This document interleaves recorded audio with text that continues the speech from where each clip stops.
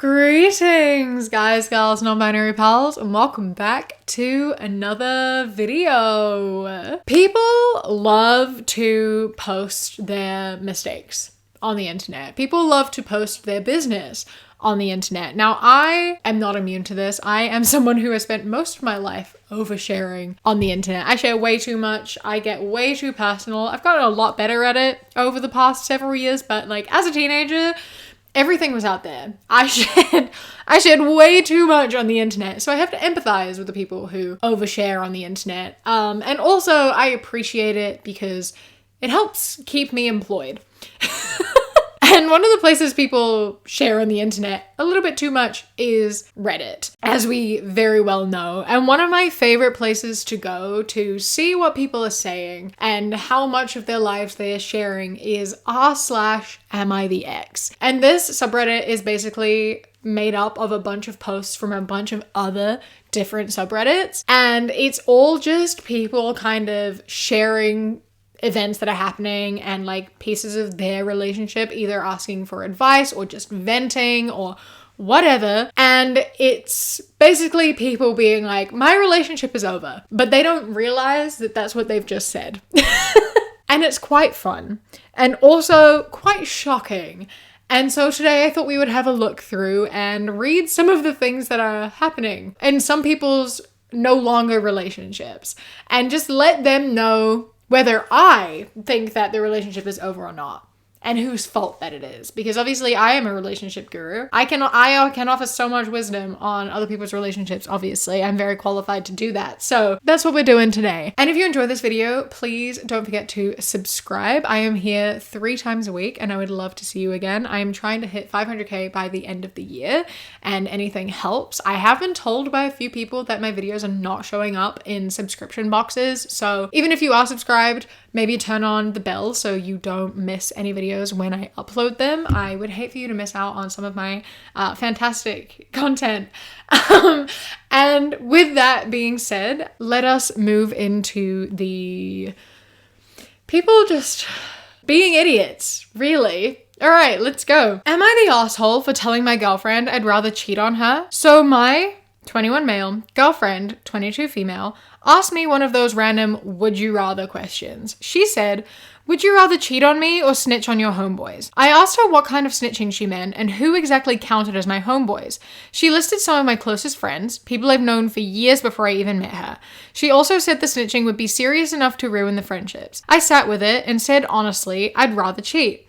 Not because I want to cheat or would actually ever do it, but because I felt ruining year-long relationships with multiple people was worse than cheating. Then stopped responding to me after I gave my answer. It's been a while and she still hasn't said anything. I'm guessing she's hurt or pissed, but I genuinely wasn't trying to be mean.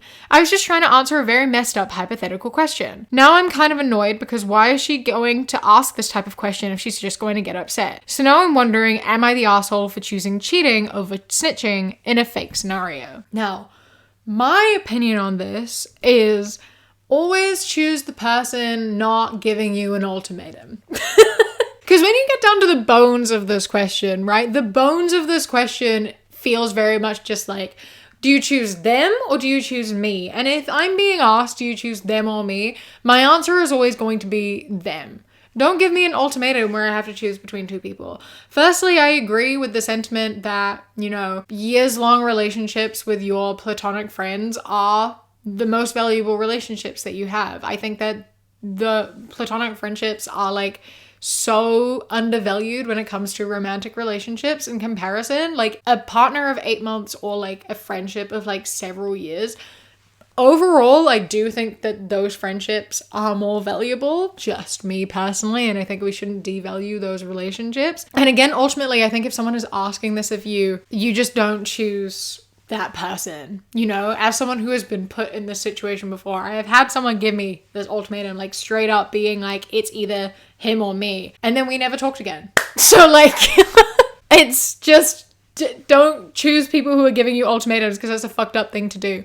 Now, I then went and read some of the comments and I was getting a little bit confused and maybe some of your minds went to this place as well. So we're going to have a conversation about the further implications of what this question could be, because a lot of the comments were calling him the asshole for several reasons. So like someone said, I want to break up with him for the answer, lol. It may be because I absolutely hate these kind of, you have to choose one of these two terrible choices kind of hypotheticals, but I would break up with her over asking such a dumb one and then getting upset over it. I've never understood the whole would you still love me if I was a worm thing some women ask their partners, but at least this is an impossible hypothetical scenario, so you can just lie if you don't think you could love a worm. My rule of thumb with men, and I suppose people in general, is that if I'm not prepared to hear the option that would upset me, I don't ask the hypotheticals, which I think is fair. I think that when you ask hypotheticals or questions like this, you have to be open to having a conversation because you could both be interpreting the question in a different way. And if you have two different answers, potentially you could be coming from a similar place, but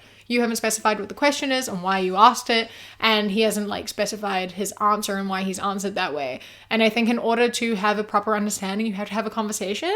If you're going to be asking questions like this of your partner and trying to gauge their moral compass or whatever, you have to actually have a conversation. Sometimes you're going to disagree about things and you're going to have disagreements, but sometimes you can actually understand the reason behind that. So I think in order to actually be upset over this answer, you need to have an actual conversation as to what this answer means and why it's there on a deeper level. Because someone else said, nah, I like this one. It's easy. In this scenario, his girlfriend has done nothing wrong, nothing to hurt him or anyone else. In turn, his bro could have cheated on his wife, beat his wife, could be a pedo, could have murdered someone in cold blood, etc. And confessed this to him in confidence, asking him to keep this a secret. And boyfriend here would rather cheat and hurt the innocent party, girlfriend, than snitch to potentially help someone. I'm gonna pause this one right here because my mind did not go there. You know, like when I was reading the comments on this, there were so many of these being like, this is a major red flag because he's saying that he wouldn't snitch on his friends for committing a crime. He wouldn't snitch on his friends for sexually assaulting one or being an abuser or anything like that. And like, my mind didn't even go there, right? Like maybe it should have, but it didn't. Because if my partner is asking me, would you tell on your friend if they were abusing their partner? I don't want to be in a relationship with that person because clearly they don't know or trust me. And like, if I've done something to convey that I would not tell on my friend in that situation, I've done something wrong. You've read me wrong. Like there's a missing trust thing here. I wouldn't find myself in a relationship with anyone that I would doubt would do that, you know? So my mind's not gonna go there. I am not friends with people who are going to abuse people. And if they do, we're not friends anymore. So if I snitched on them, I wouldn't be snitching on a friend because the friendship would be over, right? So like, if I was asked this question, my head wouldn't go there. So the fact that all these people in the comments are straight up being like, well, that means he's not going to tell if his friends commit murder. That didn't even cross my mind. And she didn't specify that. So like when he asked, what do you mean by snitching? And she's just like, enough to ruin the friendship. Because it wasn't specified that that included committing atrocious crimes, he may not have even considered that one of the options because it's like so blatantly obvious, like, of course I would do that. And so if that is one of the things that is included in the snitching, then you need to specify that. You need to come back with like, well, what if he did this? And then if he goes, I'd still rather cheat, then you throw him to the fucking curb. Obviously. However, because that hasn't been specified under the terms of the hypothetical question, you don't know if that's been taken into consideration by him. You know, like this is why conversations are so important about these type of things. You can't ask these big questions if you aren't prepared to have an actual conversation. I'm gonna keep reading this comment. It's a hypothetical, could be anything that could ruin a friendship, something horrific. As someone else said below, he could also say he can't imagine any scenario in which he'd cheat, can imagine at least one in which he'd feel compelled to snitch. Instead, he chose he'd sooner cheat than break up a friendship. I love these hypotheticals. They show who someone truly is. Do they think deeply, critically? How deep does he actually value you? His friends? If you keep questioning and dig deeper, will he double down? Or will he relent that he'd snitch before cheating in a horrible scenario? In which case, his critical thinking skills clearly need work, but he's not as irredeemable as he first appears, minus the fact that he lacks critical thinking skills, which is an oof in and of itself. I think that, again, when you're asked a hypothetical question on the spot like this, you're not gonna necessarily have your critical thinking mind switched on because you're not set up to be having this conversation. You can't just ask these big hypotheticals out of the blue. You need to be like actually having a conversation in a conversational setting. You know what I mean? Like you're not always prepared to have these big conversations out of nowhere, and you also just can't leave your partner on red because they might, you know, think you're ignoring them or what, you know what I mean? Like, I feel like you need to be prepared to have a conversation and ask questions, and it requires more than just a text message. This is a conversation that you should probably be having with each other. And if you're going to be having a conversation like this, you should be more specific about it. You know? The best comment on this was someone said, how about I can't answer because I would never cheat on you? And then someone replied saying, exactly, I can't think of any scenario where I would cheat on you, but I can think of at least one where I should probably not cover for a friend. And I think that is the best way to answer this question. If you have time to sit with the question and think about the question, then yeah, that is objectively the best way to answer it. But I think that the question should be asked in a better way. I think that we shouldn't be just like throwing hypotheticals on our partners at random points in time and expecting like a proper in-depth conversation if you're not prepared to have a proper in-depth conversation. Like, both of you have to be in the mood to be doing that. Anyway, I've spoken about this one post for way too long. I just hate hypotheticals and ultimatums because I've been in a position where I've been given one and it's been just really not what I needed, you know? So I get a little bit heated about it. So ultimately, I think either way, they're not compatible for one another because the hypothetical was not worded correctly and it led to a misunderstanding and like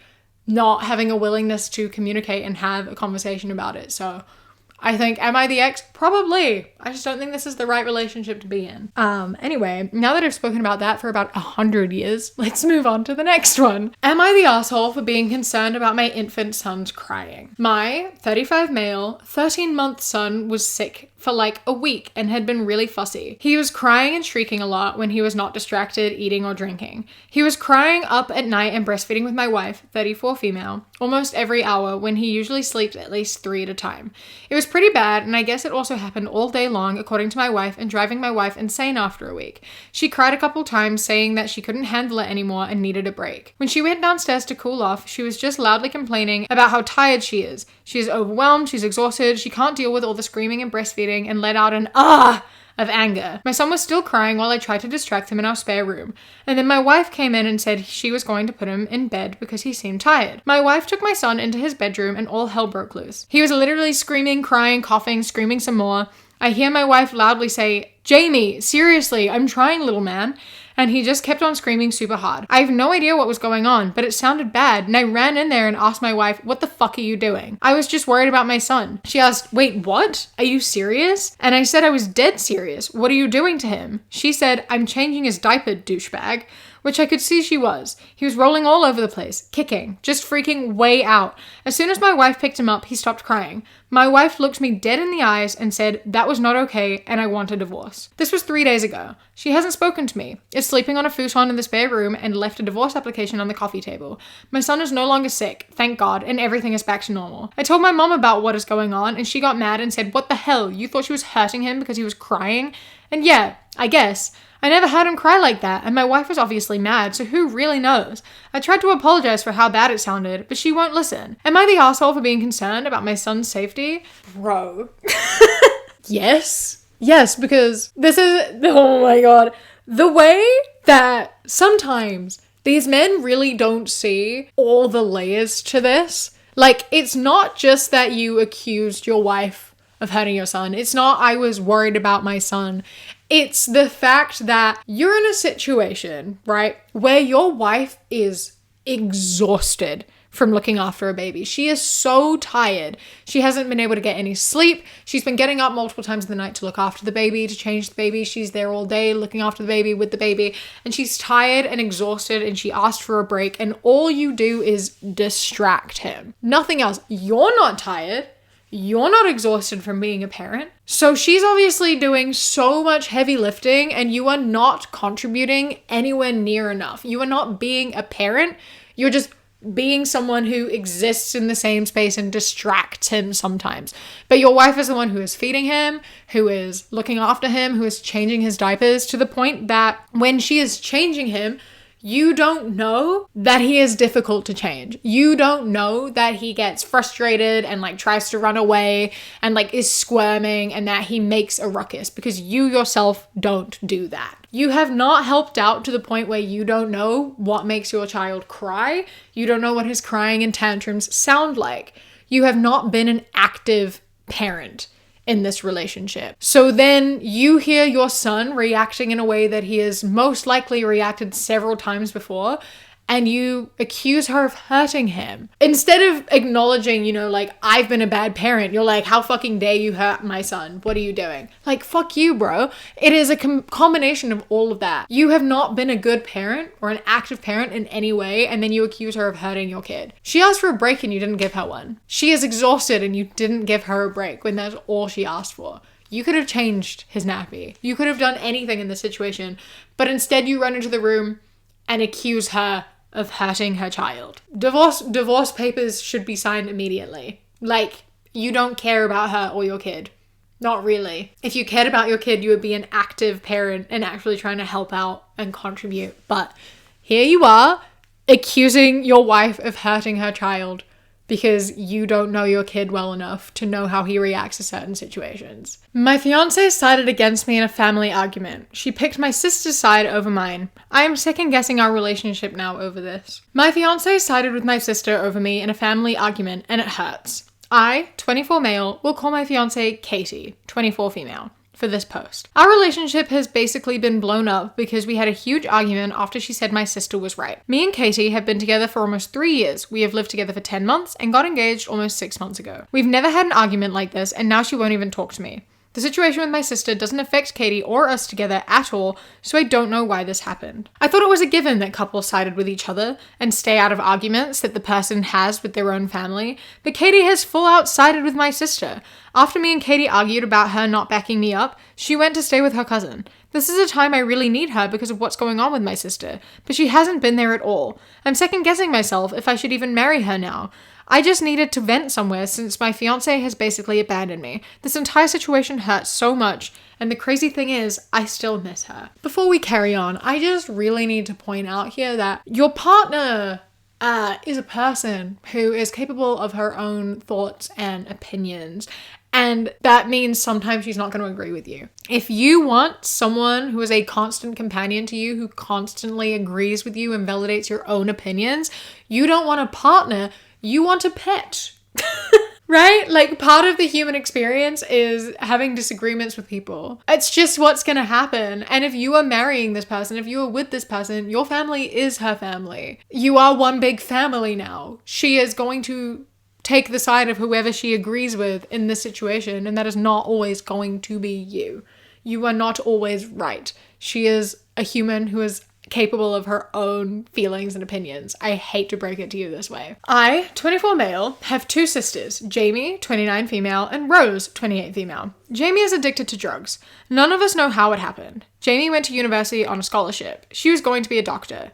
But after her first year of uni, she lost her scholarship and was expelled because of bad academic performance and other issues.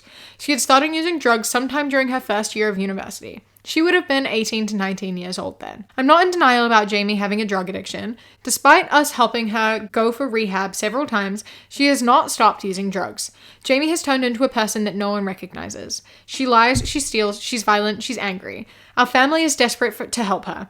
I've taken money from my savings to pay for her rehabilitation. My parents had to sell their house because of the costs. Other family members have helped. We just want Jamie to get better. My other sister Rose cut Jamie off when Jamie went back to using drugs after her first time in rehabilitation. They haven't spoken in years. Rose is an engineer. When she graduated from university, she got a ring. The ring is given to all new engineers when their career begins. Last year, Jamie stole Rose's ring, and that's what started all of this. Jamie didn't find any other valuables. She wasn't able to take Rose's car, and since it's not an automatic. We all begged Rose not to report Jamie to the police. I offered to buy her a new ring, and so did our parents. The ring is not even valuable or costly at all. Bro, that's not the problem here. If you can't understand why it's upsetting to have that ring stolen, that's on you, right? The ring is it's not about the money. It's about the significance of it. She worked really hard and got her degree and got the career that she worked so hard for. And she was given a gift to commemorate that, to celebrate that. It was a sign of her accomplishment and everything that she worked hard for. And that was stolen. It's not about the money. She doesn't give a fuck how much that ring cost. It was about what it symbolized, not what it looked like, not anything else. It was purely just because it was a symbol of her accomplishment. And then it was stolen from her, and your response is to be like, don't worry, we'll buy you a new one. That's not how this works. No, that's not the issue here. Anyway, Rose opted to report it to the police and they treated it as a burglary. That's because that's what it was. Rose was also angry at our parents because Jamie took the spare key Rose had given them and our parents never told her. The only thing Jamie took was the ring and the key, but she was arrested for burglary and theft shortly after the police recovered the ring she sold. Well, I'm glad she got the ring back. We were furious at Rose, but she said Jamie deserved it. I couldn't imagine calling the police on family, and Jamie has stolen money and things from me before. Jamie was originally released leading up to her case in court, but she continued to use drugs. She lied to the police and she assaulted 2 police officers. She committed other burglaries. If Jamie stole from strangers, my parents would deal with it privately, but the police intervened since Jamie was on release. She was taken back into custody until her trial. Rose took a contract job in the United States for several months because she was so angry at Jamie and us. She came back in January and now she testified at the trial and said things about Jamie that in my mind are unforgivable. My argument with Rose was over her calling the police and saying Jamie was dead to her, among other things. It's because of Rose that Jamie was convicted of several charges and was sentenced to prison last week. I'm so angry at her, and so are my parents. The police would never have been paying attention to Jamie if it wasn't for Rose, and it never would have led to the other serious charges Jamie got when she was on release. I've never been so angry in my life. Casey says Rose is right about everything she said about Jamie, and that I should have called the police about Jamie's theft or violence, and she would have told me to call the police if she had known about what Jamie had done to me. I can't imagine calling the police on family, no matter what they've done. I will always do everything in my power to help Jamie. I'm afraid Jamie will get hurt while in prison. It wasn't a good situation the last time she was in there. She's not a fighter or a mean person. She doesn't belong there. Me and my parents and other family are going to phone her, write to her, and visit as much as possible. But Katie is against that too. I'm not saying Jamie is perfect, but she's family. I'm angry at Rose, and I can't believe Katie sided with her over me. Okay. Lots of thoughts. All right. So firstly, I love being like, I could never hurt my family. I could never do things to my family like this. I can't believe that Rose is like hurting Jamie and doing all of this to hurt her. She's mad at me and at our parents for taking her side.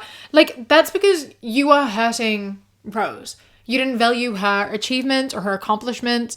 You didn't value her belongings or her feelings. Like, you weren't validating her.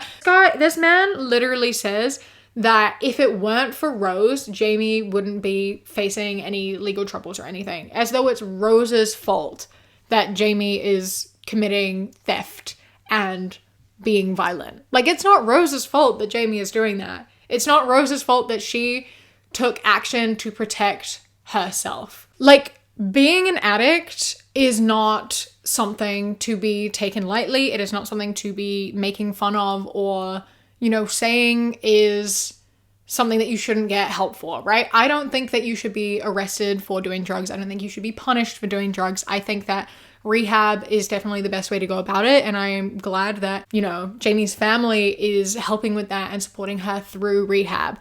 However, the actions of committing like assault and burglary are having negative impacts on other people too. She is hurting other people. She is hurting her sister. She is hurting random strangers. She is doing things that are not only affecting herself, but are having other effects on other people. And having your family constantly cover that and continuously validate that and like let her get away with it means that it is not going to help her change herself. She's not going to commit to leaving this addiction behind her because she is being validated in maintaining it. She is getting everything that she wants and everything that she needs and having these crimes covered up for her just because her family don't want a bad reputation, really, or they don't want her to be hurt. So instead they're allowing other people to be hurt, including one of their other children. In the comments as well, there were people who are past addicts saying things like, someone said, if you think you are owed some kind of all-encompassing allegiance from your partner, get a dog. Couples have different opinions all the time. If you can't handle that, don't get married. And by the way, your fiancé is right. You and your parents are hurting your sister every time you get between her and the consequences of her actions. She will never stop using until she begins to feel responsible for her life choices. As a recovering addict, I 100% with everything. Fortunately, I've never been to prison or in any legal trouble, but maybe it could benefit her. I go to a methadone clinic and have heard from people with good, not at the time, and bad experiences with it. Yes, my last boyfriend was a heroin turned fentanyl addict. He's been to so many treatment facilities and they all said the same thing. If you keep enabling someone, you will literally love them to death, and all the help this family thinks they're doing is only doing more harm than good. I don't necessarily think that sending someone to prison is the best course of action because I think that the justice system is a really messy sort of thing to play with.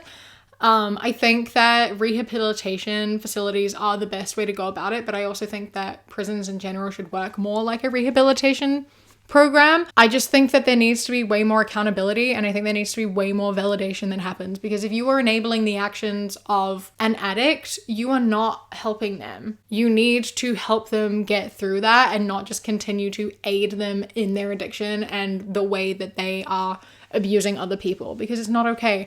Other people are getting hurt, and you are continuing to allow her to hurt herself as well. Also, right at the start here, saying the situation with my sister doesn't affect Katie or us together at all, so I don't know why this happened. Yes, it does, though. You're here straight up saying that you have spent your savings on sending your sister to rehab, which, you know, if you're married, that's like joint money. If you are going to be sharing a savings account, that is you also spending her money to help your sister. And also on top of that, you are saying that it is okay for her to be like stealing from your family. You are effectively signing your fiancé up for a life where you are going to be validating behavior where she is going to be negatively impacted. Like, what if your sister attacks her or steals from her, etc.? Like, you are telling her that this is something that she is signing up for and that you will validate. You're saying here, like, I can't believe she won't take my side. But like, if your sister were to steal something from her, whose side are you going to take in that situation, right? Because you're already picking sides over your two sisters. So what about when it comes to your sister and your fiance? Whose side are you going to take then? Where does this line of agreeing with your partner end for you? I think that drug addiction is something that's really difficult. And I think that, you know, we don't view it as seriously as it needs to be viewed a lot of the time. And I think that, you know, it is an illness and it does need to be treated.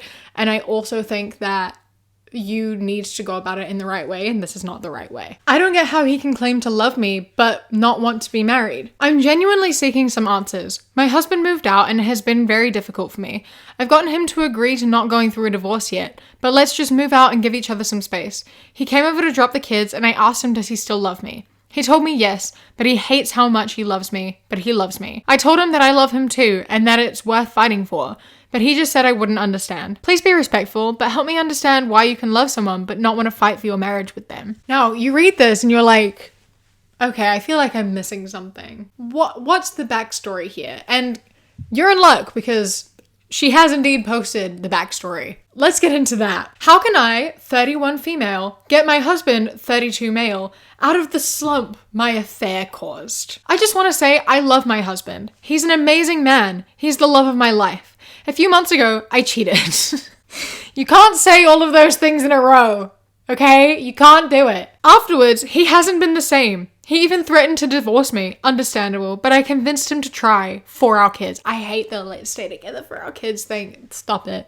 No, that's a terrible reason to stay together because it's just going to make you, your husband, and your kids miserable. I just have a cup full of bubbles. It didn't come up through my straw. Context. I never thought I would ever cheat. We recently had twins. Babies are stressful for any married couple, and we already had a young toddler in the house.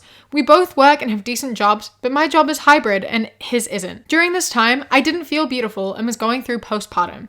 My husband, when he's not working, has been a great dad and does his share of the household labor.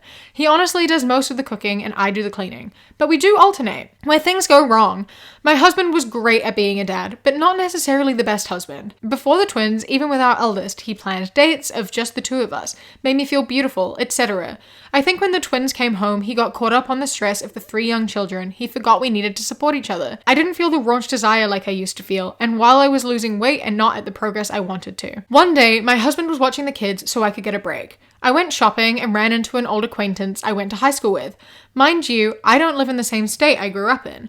We asked each other how we ended up here. I noticed he was flirting and let him know I was happily married but would be glad to catch up with him. We went from texting to sexting to a full-blown affair in a snap of an eye. I'm gonna hit pause for a second because I need to address everything that just happened a moment ago. I love when people do this thing of like, I didn't feel beautiful. My husband was being a father. He was looking after our kids, which meant that we weren't having dates or having sex anymore. It's like, you have 2 babies and a toddler. Shit's gonna change. Priorities change. If you're going to have kids, you have to understand and be aware of the fact that you are not going to have time to have dates, especially when they're so young. Like, you will get the opportunity to do that shortly, but you have newborn babies. You have 3 kids. It's hard work, and that is going to be the number one priority. And if you're not feeling beautiful because your husband specifically is not making you feel beautiful because he is busy looking after your kids, you need to do some work on that. Like, is he specifically telling you you look bad and gross and making you feel bad? Like, telling you need to lose weight faster and like being horrible in that sense? Because from what I could tell, he's not. So therefore, that's not his job or responsibility. You need to work on yourself in that sense. If your self-esteem is reliant on how your husband treats you in terms of your beauty, that is something that you need to work on yourself. You need to find that confidence and that beauty within yourself. Having to get that validation from another man is not an excuse, because you shouldn't have to get that from a man in the first place. That love has to come from you. If the only way you can feel valid as a person is because a man readily wants to have sex with you at the drop of a hat, you need to do some work on yourself. Husband alerted. My husband was already suspicious because I made excuses to leave home and stop sharing my location with him. Well, my affair partner didn't tell me he had a girlfriend, and that girlfriend found out about me and that I was married and told my husband. Fallout. My husband threatened divorce, but I knew that would hurt the kids the most and was able to reason with him. I felt horrible that I put him through such pain, but even though we agreed to stay, he was completely different and wouldn't even sleep in the same room with me. No shit. I recently confronted him about how I've taken responsibility for my actions, and if we're going to fix this, we need to do this as a team. My husband cried, and he's not the type, and told me that I hurt him. He had a very rough childhood and has no contact with both of his parents. He told me that when we got together, I helped rebuild his trust in people, and he thought he had someone he could count on. He told me now that he knows it doesn't matter who the person is, everyone is liable to hurt you when it benefits them. That cut deep. I want him to know that he can trust me and that I won't hurt him again. He can't though. That's the point. That's the point. You were the first person in his life he felt that he could trust. And then you went and betrayed his trust and hurt him in the worst possible way. And you're like, how do I let him know he can trust me? He did trust you. And you betrayed that trust. You hurt him so bad and cut him so deep in a way that has brought up all of his childhood trauma. And you're somehow trying to play the victim in it and be like, you can trust me, I'm trustworthy. No, you're not. You've just proven that you're not. We are going to start couples therapy, but I want to know, particularly from couples who went through this, what we can both do going forwards. I just, like, the amount of just being like, I had my reasons for cheating. I did it because he didn't make me feel beautiful anymore. You can't justify this. He sounds like he's trying so hard. Like, he is being a father and he's still trying to make time with you. He just doesn't have the time right now. And because he didn't tell you every single day that you look beautiful or like make a move to initiate sex or whatever, you went behind his back and slept with someone just because you ran into them at a supermarket because you needed the validation that you are still beautiful. That's not an excuse. You can have a conversation with your husband about it. You can talk to him about how you're feeling and like have that conversation with him. You need to do your own inner work and find that you don't need someone to tell you you're beautiful in order to feel beautiful. You have to find that validation within yourself. None of this is an excuse. You cannot sit here and play victim and then being like in the follow-up post being like, how can you love me when you don't want to be married with me? He loved you so much. Like, there was so much love there. And he didn't think you were going to go behind his back and hurt him in the worst possible way. Love doesn't just disappear. He's upset how much he loves you. He's upset that you hurt him. It's really not difficult to understand. He wants to be married to you. He wants to be happily in love with you. But you took that away from him. He doesn't not want to be married to you. He just can't be because he can't trust you anymore. And a relationship is nothing without trust. And you caused that. And you have to live with that because he has to live with that pain. When cheaters are like, I'm so hurt. I'm so hurt because he doesn't want to be with me anyway. You made that choice. You made your bed, now fucking sleep in it. He's so much more hurt than you are. He's so much more hurt than you are. If you didn't want him to leave you, you shouldn't have cheated in the first place. He's the love of my life. Then you shouldn't go and do the worst possible thing you could do to him, right? Then you shouldn't go and like betray his trust in the worst way, in a way that you knew was going to be incredibly difficult for him based on the trust issues you knew he had. I don't feel sorry for you. Am I the asshole for photoshopping my boyfriend's ex out of pictures when he was at work? Straight off the bat, I'm gonna go, yeah. Yeah, I think you are. My 27 female boyfriend, 36 male, of a year was married in his early 20s and has 2 kids with his ex. He has 3 family pictures in his house that have her in the pictures. In one, it's her with the kids in the middle and of the 2 of them. In another, it's him with the kids and her off to the right, sort of in the background. In the third, it was him and her together and the 2 kids and Mickey Mouse. Disney. Love that she had to specify that it was at Disney. I figured.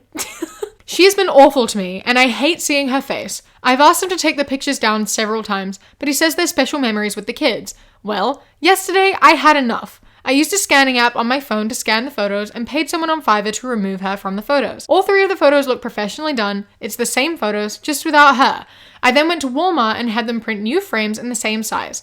I put them in the frames. I put the originals in the desk drawer. When my boyfriend came home, I asked him if he noticed anything different. He didn't. Which is what I suspected. The photos look great now and still have him and his kids. I pointed at one of the pictures. He got livid, telling me that I was being a jealous Nancy. I admit that I laughed because what is a jealous Nancy?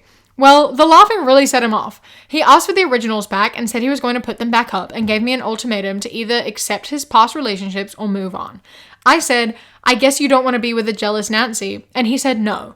I laughed again and he asked me to leave. I've not heard from him since, but expect him to get over it. Really, this woman has been terrible to me. I'm not going to get started on it, but she has been cruel to me to the point of him breaking contact with her except by text to talk about the kids. I think I have every right to not want to see her face. One of the pictures is in his bedroom even. Maybe I should just get over it.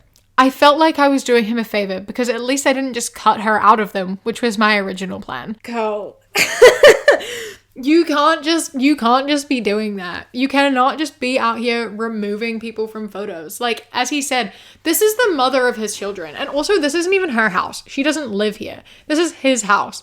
His kids go to his house. Imagine his kids come over and they see photos up that their mom was in and now their mom has been cut out of the photos. That would suck for them. She is a part of his life. She is a part of his past. She is the mother to his children. Her photo of her does not mean he's still in love with her or that he misses her or any of that. It's just a part of his life, right? Like, I've talked about this before, I think. I personally don't get it when people just delete all the photos of them with their exes. Like, they go through social media and they purge all the photos of them with their exes. They go through their camera rolls and their photos. They get rid of all the photos. They're a part of your life, right? They are a part of who you are as a person. Like, every relationship helps make you into the person that you are. I would not be the person I am today without the people from my past. I have gone through and deleted all the photos of my abuser. Yes, absolutely. That's not a part of my life that I want to remember because it triggers my PTSD, which isn't fun. And I want to move on from that and let go of that. My other exes though, like, they were a part of my life and they have helped make me into who I am in like a positive way, even if they were like negative parts of it. I don't want to forget them. I don't want to pretend they didn't exist. And if I had kids with one of them, like, that is such a massive thing.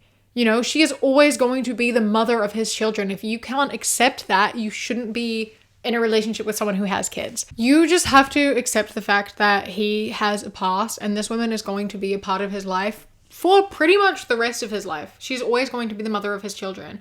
And if you can't accept that, then you shouldn't be in a relationship with someone who has kids.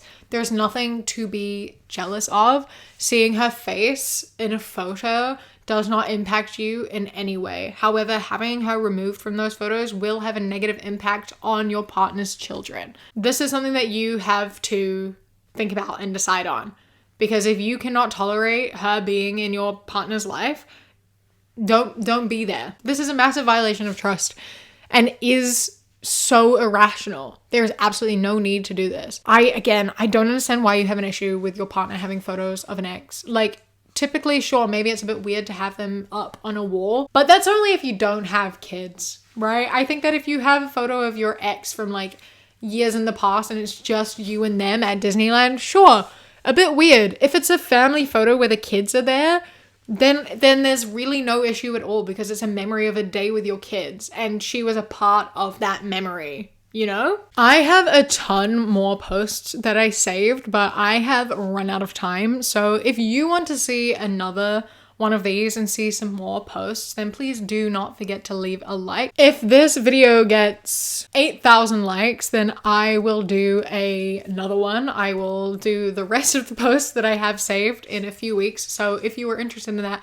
please do not forget to hit like. And while you're down there, please also, as I said at the beginning, do not forget to hit subscribe and leave a comment. I genuinely am curious about some of your thoughts on some of these, so I'd love to hear what you have to say. A huge thank you to my Kiwi Cat patrons: Aurora, Sienna, Alicia, Marielle, Bree, Bay the Trucker, Chastity, Beckett, Prismatic Petey, Sushi, Uh-Oh, It's Crigolo, Phil the Duck, River, Queen Glimmer, Ella, Mr. Noodle, Radsack, Knitting Menace, Samuel, Chris, Ellie, Alexis, and Bobby. I love and appreciate you so much. Thank you so much for joining. I hope you enjoy the rest of your day. Stay safe. Keep fighting. I love you. Mwah. When you close your eyes.